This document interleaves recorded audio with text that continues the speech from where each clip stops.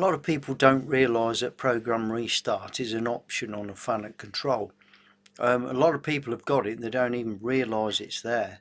Now, I'm not saying it's an easy thing to use, and I know that I've talked extensively about this in the past and moaned about it, and what most people tend to do is just restart at a tool change line.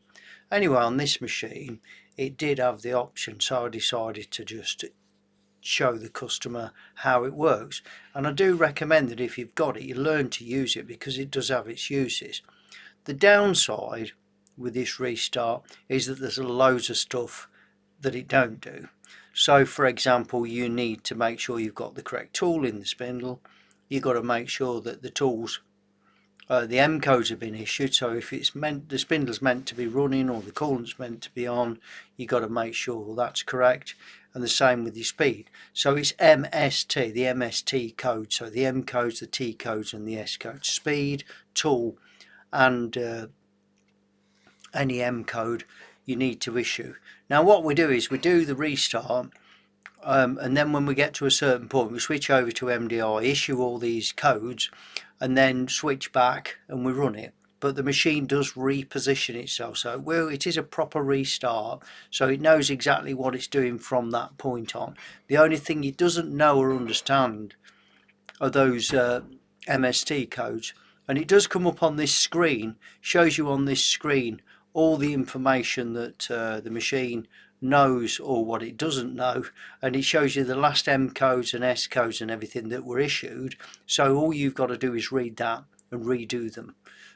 So it's not too bad, and it does, if you've got a drill halfway through, you've drilled 50 holes and on hole 25 the drill busts or something and you don't want to go back over them, or you got a drill jam down a hole, you want to go beyond that, it can be quite useful for that sort of thing. So if you've got it, I'll recommend that you try it out. So I'm in edit. If you look at that line there, imagine if I wanted to restart from that line. So it could be any line in the program. So I've got an N number, I put N5555 on that line as the point where I wouldn't want to restart it. So I could have any N number I wanted, and it could be anywhere in the program that I want to start. What I'm going to do, I'm going to go into memory. I'm going to rewind the program, and then I'm going to turn on program restart.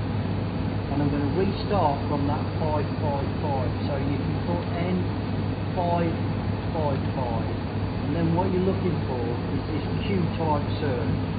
Press that Q type search and it takes you to that screen.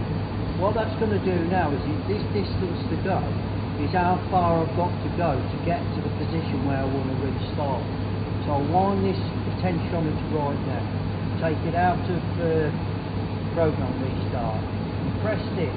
And each time I press this, it will go through the axis, and now it's moving the seat to the correct position to restart. Okay. What I'm going to do then is telling me that my spin should be going at 1500 RPM. So I go into MDI and say F1500 N3, N3 insert, hit my cycle start, switch back straight to that to get up to speed.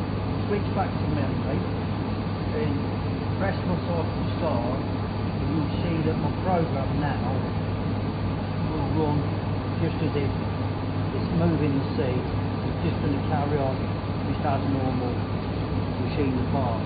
So effectively it's restarted from that N555. But you've got to remember, it doesn't know if the coolant's on, it doesn't know the spindle speed, doesn't know what tool it's got, so you'd have to call out the tool, and when you get there you've got to use MDI to turn on the spindle. But it's useful if you've got a load of holes in a pattern and you want to restart at one particular hole. Once that restart done, okay, you can stop.